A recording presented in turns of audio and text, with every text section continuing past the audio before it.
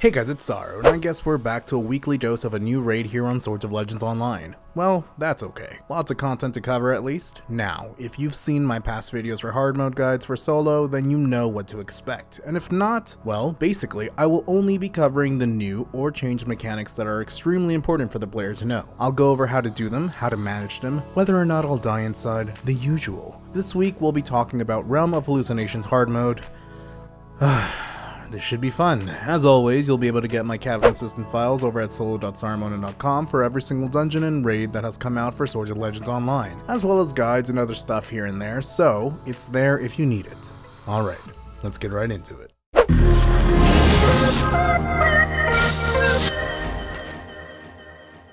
So starting off with boss 1, Sen Ying, this is probably the easiest boss in terms of new hard mode mechanics. This boss, like every hard mode raid in these raids basically, is Sage 4, and will show you no red indicator. So keep that in mind. Now, as you know, when you start the fight, she will do her Trigram form, and then basically there's going to be a bunch of rocks all over the place, and that much has not changed. In hard mode, she will no longer have any of the rock names as her debuff, they will no longer be there, and instead just have a collective buff based on the amount of rocks that she has absorbed. So for example, if she has 4 rocks that she has absorbed, she'll only have 1 debuff with a number 4 on it. Now when you start the fight, and every time that she does this mechanic actually, she will always absorb 2 effects. Every single rock has no name, and you'll have to be able to tell which rock is which based on the effect of what's happening in the battlefield or with the boss itself, as well as identifying the rock by its color or its symbol. And no, it's not as complicated as trying to figure out which rock is first and going in that order. It's not that bad. So that part doesn't really matter. So for example, if the rocks have a shield and there's lightning striking, then you know there's going to be the Gon rock or the white light rock and the Zen purple rock. Well, at least I would, I don't know. But I did make a spreadsheet, however, that anyone can use, a cheat sheet if you will, and it'll make it much easier for you guys to clear this boss at least. And that's really the only difference with this boss, the rest remains the same. Second boss. So with this boss, the changes in mechanics only occur after phase 1. So fighting the boss normally as you would does not change. And in phase 2, when the monsters come out to play, this is where things start to go a little sideways. Killing the demons can bring one of 2 effects, and this will be a constant mechanic throughout the fight, so keep this in mind. Now, either one of these effects will be called Regret or Regeneration. These are little rocks that come out every time that you kill a demon. So the Regeneration rock itself needs to be interrupted, and there will be many, so players need to time in how they use their interrupts. Not doing so will heal the boss, and with the Regret rock, you can't interrupt this whatsoever, but if you get hit by Regret, by standing near it, it will reduce your stacks of your demon slaying power, or whatever it's called, demon power, I don't know, and reduce the stacks by 3. So just remember that. So basically, stay away from Regret, and always interrupt Regeneration. Both of these usually drop when you kill a demon, but the Regret has a chance of just spawning anywhere on the field, so just keep an eye on that. Now speaking of the demon phase, if you're selected for fighting the boss, keep in mind a few things. Probably mostly for the tank actually, as well as,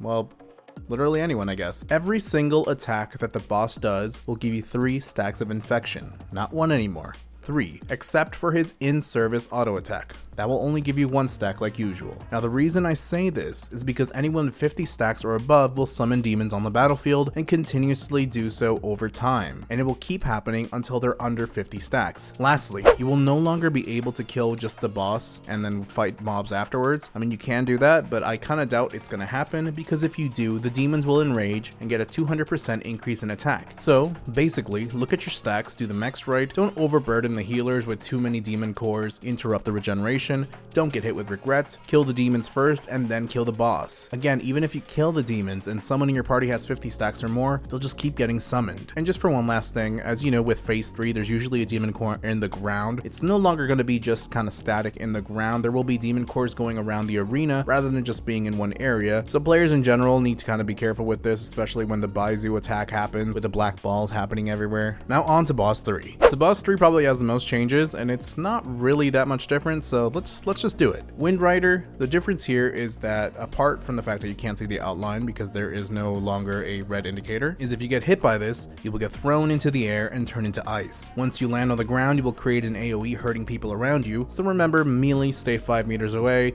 ranged just stay 15 meters away, or just go all the way to Cloud Rise. I don't know, whatever works for you, I guess. I mean, I don't know. For Ripple Frost, instead of just being one little fog thing, there's going to be multiple. Same effect here, you just want to stay away from it, that's all you'd be basically have to do with this. With Yin Eater, there's a little bit of a difference here. Normally players would dash away and break free. This is still the case, of course, though the longer you stick around, the more stacks you'll get, which means once you dash away, you're going to take a lot more damage. But the difference here also is that once you break the leash, so if you dash away and break the leash, it will explode around you and cause an AoE. So you want to be careful where you dash and not kill any player around you or hurt them. Now, transition to the dream has two things that are different, and they're both incredibly annoying. In the real world, I don't know what you would call it that, but basically when you're fighting the boss, for the players that are fighting the boss rather, you'll continuously be sucked into the transition to dream AoE on the ground. So you know how usually she's going to select somebody and they're going to be teleported, and then you have a party of people going into there. That AoE will still stay on the ground, of course, but it's going to continuously suck people in. Basically think three-legged sea hidden boss, the gravity ball.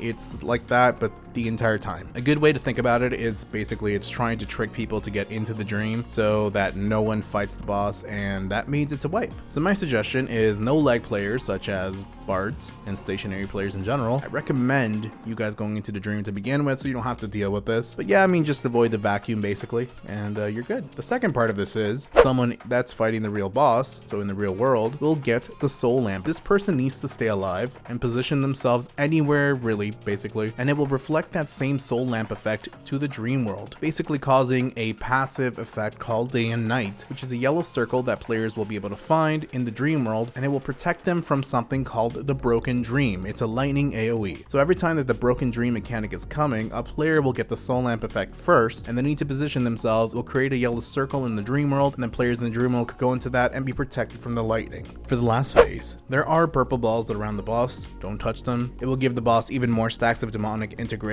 and after a certain amount, I think it's about 50, it's basically going to damage everybody with like things shooting out, kind of like Dahan. This is basically a burn phase right here because she will continuously get stacks anyways. About every second she's getting a new stack, so you don't really want to touch the purple balls because it's just going to give her even more stacks. The other thing to note is that if the nightmare does a skill called semi-sober, just interrupt it. I never encountered it myself. It exists, but I never recorded it, so interrupted. I don't know. Anyways, last boss. So with the last boss, when you're fighting the Ying, Lei, and Yang Fang mobs, semi-bosses, I don't know, they will summon reinforcements from time to time. Doing so will give those two a 50% attack increase, so you want to kill the reinforcements as fast as possible. That's really just it, to be honest. With Angry Ghost, so after you kill the two fellas, Bailu usually does Angry Ghost, and he will keep doing this throughout the fight. Now, Angry Ghost is a little different here. It basically is a stack management for him, so usually when he starts the first Angry Ghost, it will start with yellow stacks, and if he does it again, it will switch to red stacks, and if he does it again, yellow. So back and forth, back and forth. You can tell by seeing his buff bar, and this is really important because basically every hit of yellow or red will give you a debuff of taking extra damage. So anytime that you get hit by the boss and he starts and he's at yellow, you'll gain yellow stacks. This is mostly for tanks to know, so if you have a lot of stacks of one color, you kind of want to stick around. For example, if tank 1 is fighting at yellow stacks, want to wait for the off tank to kind of switch at the red stacks, if that makes any sense. As to why, well, that's because when he did Angry Ghost and he was at yellow, everyone got hit for some reason and has yellow stacks, right? I'm guessing. Now he's going to do Angry Ghost again and switch to red stacks, like I said. Now if you have yellow stacks and you get hit by the red stacks, you're going to explode. Same thing vice versa. So if you have red stacks and you get yellow stacks, you'll explode. And that's it. It's gonna happen throughout the fight, but that's literally the only mechanic here that's different with the boss. There is no other change in mechanics for this raid, so there might be tiny things, but the major important things I've covered here is what you guys needed to know. Did this help you whatsoever? Let me know in the comments below, and as always, you can get my Captain Assistant files over at solo.sarumonin.com. Alright guys, thanks for watching. Make sure to subscribe and click that adorable f***ing bell to know when I upload a brand new video. And don't forget to come join my Discord if you want to chat and hang out. Much love, and as always, till next time, friends.